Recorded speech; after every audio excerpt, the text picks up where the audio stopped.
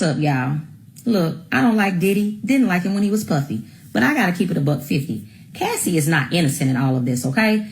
Especially with the testimony that came out today. You can't make me believe that she is. She said herself that she didn't say no to the freak-offs because she didn't want him to get a different woman instead. So she didn't want to be replaced. She didn't want to lose access to that lifestyle. She stayed there and she participated in some of those things because she enjoyed it. And some of it that she did not enjoy, she stayed because he's rich. Okay? If Diddy was just regular old Sean that drives the forklift at the warehouse, at the factory up the road, she would not have took no ass whoopings for 10 years. Okay? She would have got the hell on. She might have stayed around for like 10 months until she got her income tax and got her a little apartment or something, a little hoopty, and got the hell on. But being for real though, I'm just keeping it $150. If he was a regular working dude, she would not have stuck around for that shit. It was the money. It was the fucking money, the fame, the fortune, and keep it real, the dope.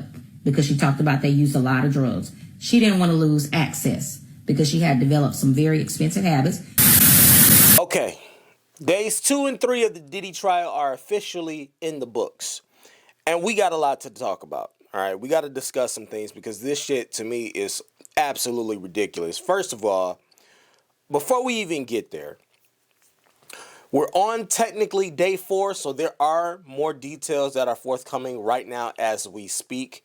They are handling this trial with, I don't know, I thought this was a goddamn RICO case, okay? I thought this was a RICO case where we had arrested Puffy on racketeering charges, that they said that he was out here shuffling around women, selling them off, and that he was out here basically prostituting women. I thought that's what they said.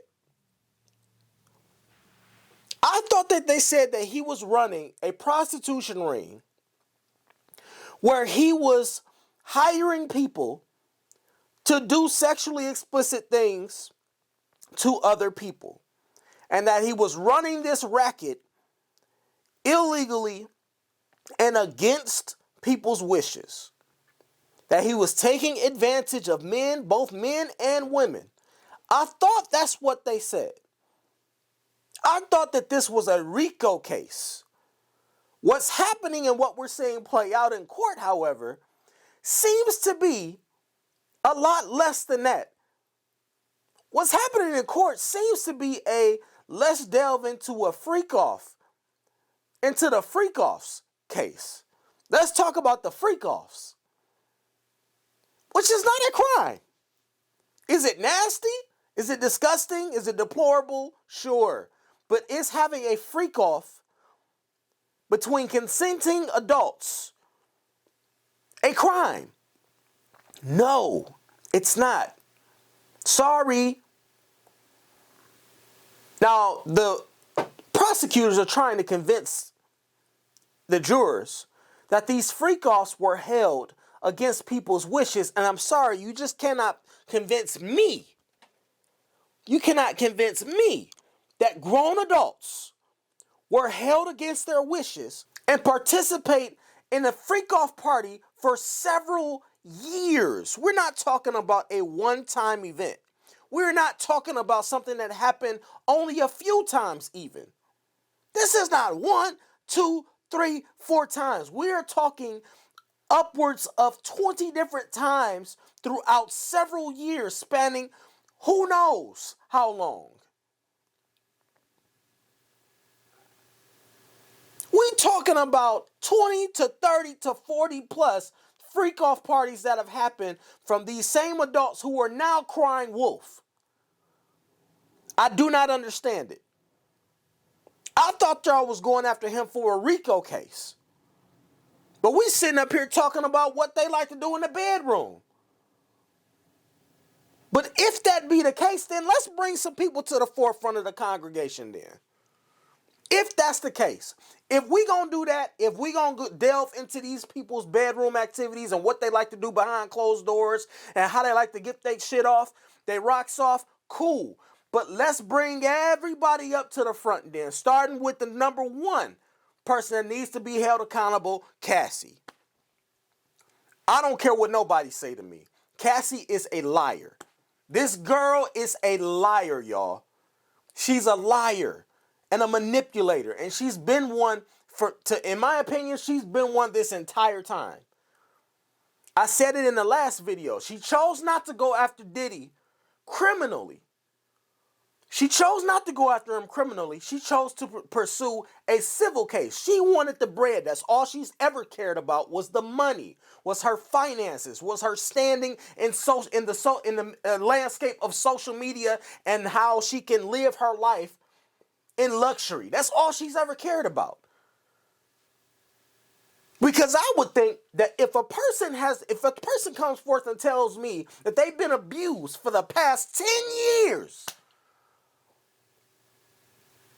you've been abused for the past 10 years. She says she done had her ass whooped.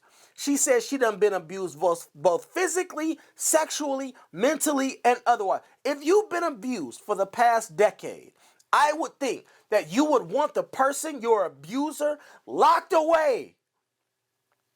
At the very least, so that they can't do it to anyone else. At the very least.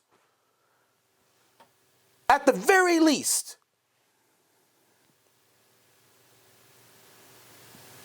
But no, Cassie doesn't give a shit about that. She doesn't care if he goes away or not. She doesn't care if this happens to anybody else or not. All Cassie wants is her money. That's all she wanted. There was other women there participating in these freak-offs. Cassie ain't saying a word about them. She ain't trying to tell other women, hey, no, yeah, you might not want to get into this. This is not a lifestyle that's going to benefit you in the end. This is the very dangerous. You're playing with fire. She didn't tell these women that. She helped them.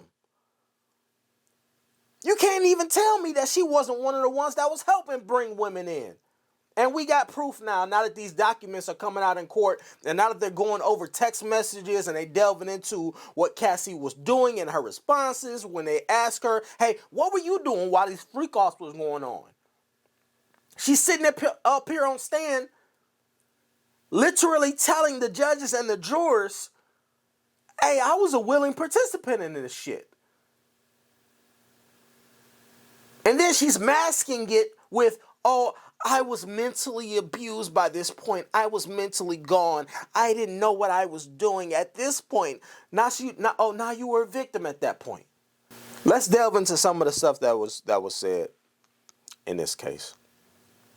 And I want to forewarn you, what I'm about to read, a lot of this stuff is going to be very explicit in context and detail. But I feel like it needs to be heard just to help drive the point home, if nothing else. Right?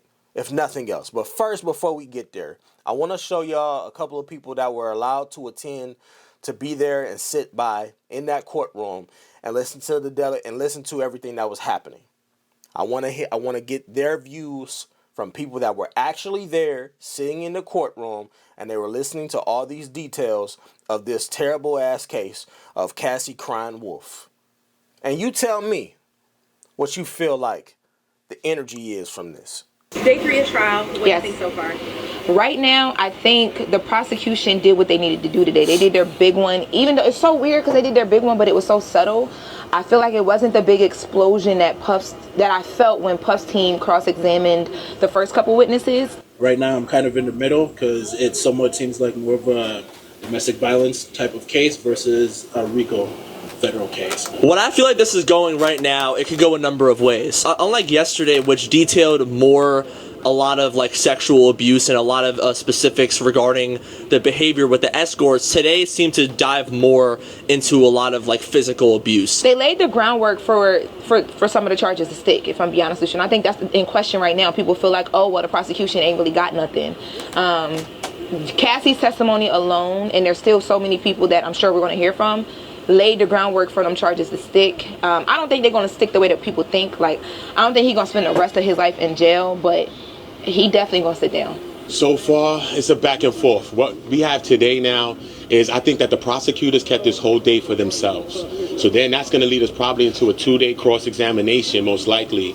And I think that now that could play into the defense's favor, because over the weekend, everybody in the jury is going to be thinking about what the defense said last on their minds. I think the most damning piece of evidence that was shown was a lot of the photos with bruises all over Cassie's face, and having her kind of explain how those bruises happened. And I think one of the photos for me that stood out was the photo of the knife that she put in her door after her and Diddy broke up, where she said that Diddy made a lot of unannounced stops at her house. But I personally think the most revealing one was in terms of like the bruises, and then there at one point Cassie texted a photo of the bruises to Diddy and said, "I want you to know what you did." So do you think that today, as a juror, if you were on the jury, that you would convict, or you have enough to convict? If I was a juror today, I would convict him, but it would be I would suggest a way lighter sentencing than what they're talking about. And I'm not fully convinced yet. So if I was a juror today, I would be leaning towards, okay, he does need to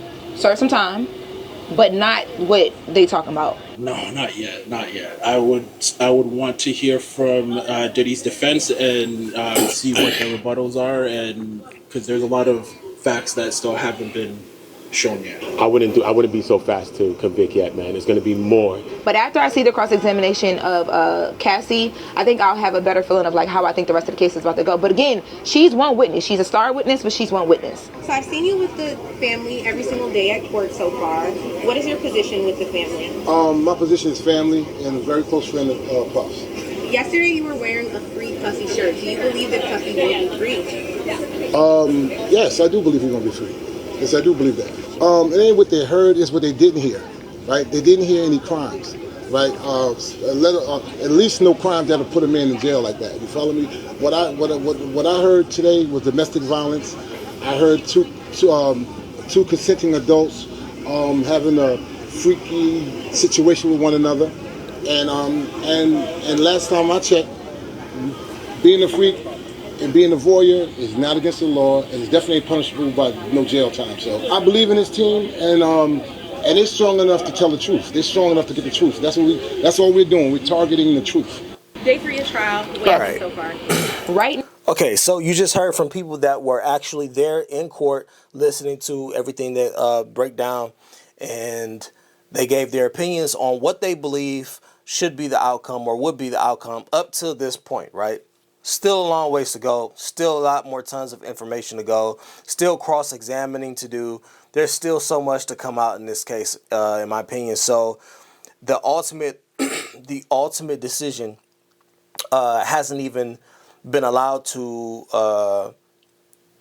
They haven't gotten a chance to listen to everything. To listen to all of the evidence, listen to all of the information, all of the text messages, all of the witnesses, all of the documents. They haven't had a chance to go over everything. But I do want to say that I'm disappointed in Lauren LaRosa because I know she can speak a lot more eloquently than she did just standing there. She said, they asked her, hey, how do you think it went so far today? She talking about, I think the prosecutors did their big one. Like, what, what the fuck? Come on, Lauren. You are a lot more savvy than this. You are a lot more savvier than this. You could have come up with something other than, I think they did their big one. Like, come on now. Now is not the time. But anyway, so you heard all of those testimonies, right? Come from various different people on Diddy's side, people on the other side, people that are on nobody's side. They're just in the middle.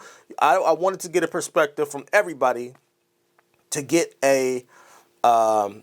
just a broader scope of what's happening inside of the courtroom, since obviously there are no cameras allowed and we can't be there. But that being said, I thought that I would show you some of the messages and some of the things that's being said that's in this courtroom, okay? Because it's one thing to say that you were a victim and that you were abused and that you couldn't escape and that you feared for your life. You didn't fear for your life to the point to where you didn't have any qualms. You had qualms about suing him though for untold millions, which we heard is 30 million. You didn't fear for your life then. You didn't fear for your life when you went and filed a civil suit. But okay. So now, let's get to some of these messages so that we can just drive. I just want to drive home the point that Cassie was a willing participant in a lot of the stuff that went down behind those closed doors. This one right here says, hold on, let's get to it. Says cross-examination questioning turns to the freak-offs. Much of the previous testimony on Tuesday and Wednesday focused on the alleged sexual events Combs staged. Now, defense attorney Anna Estevao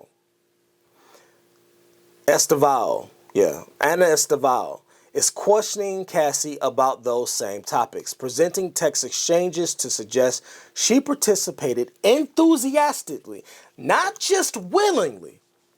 She says that she participated enthusiastically with these events. Let's read some of the messages.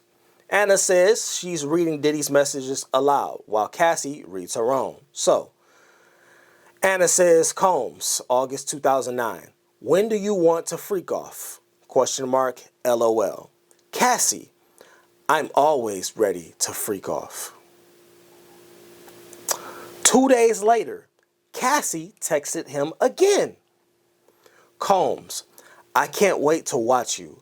I want you to get real hot. Cassie, me too. I just want it to be uncontrollable. These are text messages that are being read directly from their phones. From a transcript from their phones, from a text exchange between Cassie and Diddy.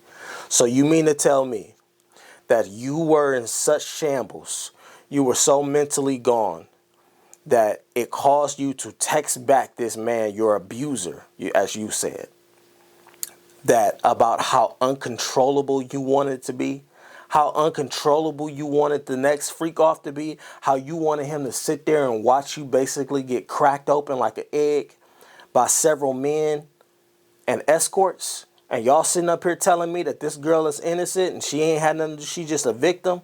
Get the fuck out of here, yo. Get the fuck out of here. Cassie requests brief pause mid cross-examination testimony. After a series of explicit messages were shown in court, the judge granted Cassie's request for a break, allowing her to step down from the witness stand. The jury was also dismissed for a short recess. Could you imagine, again, being her husband and having to sit here and listen to all of these details come out about your wife? To sit here and actually have to listen to the transcript come out, and she's text messaging this man who supposedly abused her for all these years, talking about how enthusiastic she was to participate in the next freak off. Could you imagine sitting there listening to that? Y'all wouldn't have no questions. Y'all wouldn't be side-eyeing your girl. Y'all wouldn't be side-eyeing your wife. Y'all don't think there's not no types of discussions that's going on after these two leave the courtroom? Gentlemen, if you sitting there and your girl's talking about how she likes to be urinated on, skeeted on, and then she's in text messages talking about how she can't wait for another escort or male or whoever to bust her down while this dude, her alleged abuser, watches, y'all wouldn't have any additional questions? Y'all wouldn't call bullshit?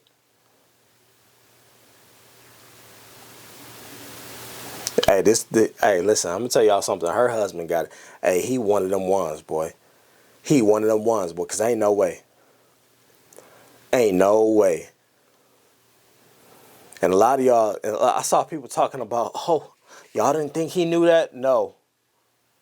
Do I think that him and Cassie were having a conversation at home and she went through and discussed all of her nastiness and every nasty thing that she said and all the stuff that she was a willing participant in? Absolutely not. Hell no. Women gonna tell you what they want you to hear, not the total truth. This was another one of the headlines. Cassie alleges that Diddy assaulted her in 2018 after their breakup and while she was dating her now husband, Alex Fine. AUSA agent. August 2018. What happened? Cassie. We were having a closure conversation at a restaurant in Malibu. He was trying to convince me to go to Burning Man. Let me ask y'all a question, y'all.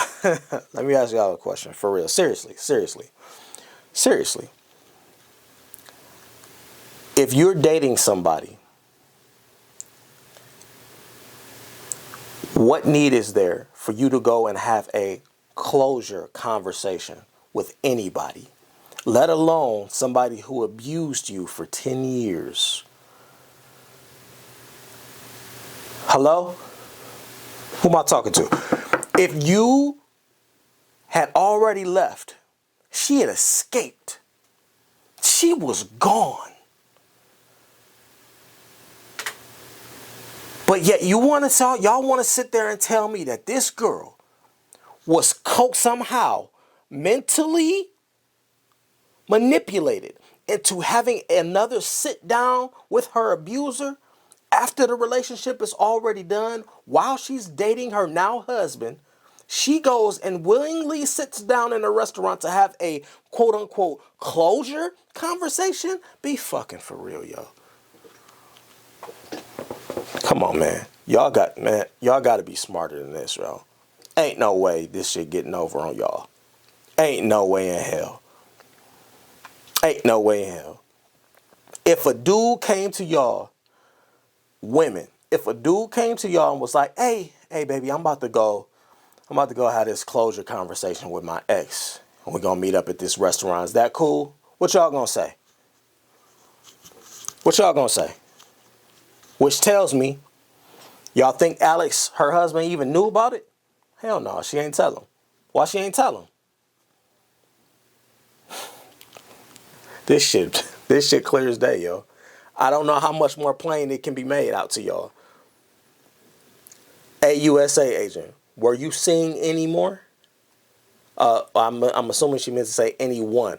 Cassie, my now husband. AUSA, what happened next? Cassie, Sean came to my house and assaulted me on my living room floor. His eyes were black. It was like taking something from you. AUSA, you cried? What did Sean do? Cassie, he continued and finished inside of me. Then he got up and left. Yo, how did he get inside of your home? How did he even get inside of your home? She didn't say he broke in and then assaulted me, which means you had to let him in. You let him in.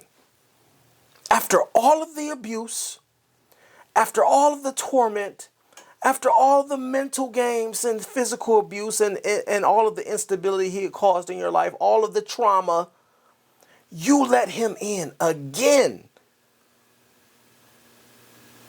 Then you say you were assaulted by him. Did you call the police?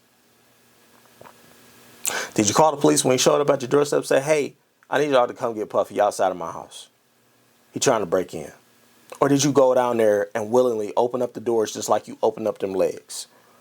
It's not even a question of whether or not Puffy was wrong.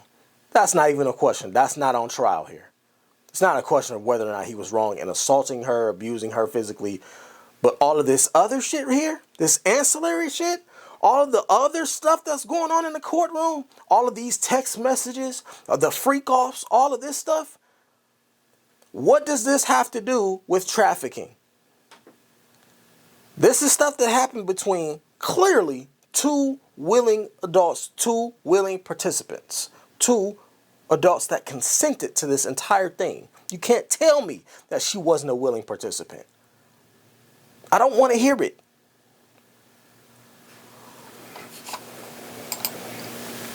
AUSA, did you ever have sex with him again? Cassie, yes, voluntarily. We had a good night. I went back to his house. This is while she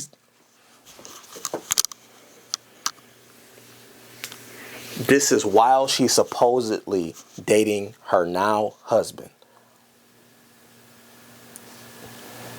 AUSA, can you explain why you did that after he assaulted you? Cassie, we had been together 10 years.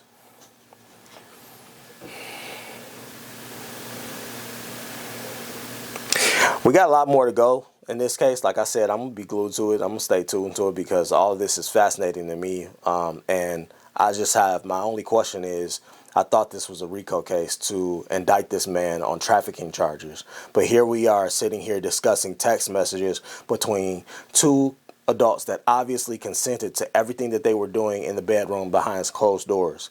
Yet we're going through all of this for what? What does any of this prove as far as him trafficking people, women, men, any of the sort? Get to that part of the case. But day 1, 2, and 3 in the book. Today will technically be day 4, which is happening right now as we speak. So I'm assuming more details will be forthcoming. And as they do, I'll be here to let you all know what's going on. Y'all let me know. Drop a comment what you think about this down in the comments. Y'all let me know if y'all think Cassie is in the right or wrong. Y'all let me know if y'all think that she was just a victim. Maybe I'm off. Maybe I'm wrong. Maybe I'm wrong. And Cassie, the entire time, has just been a victim in all of this. Y'all let me know. I'll holler at y'all later.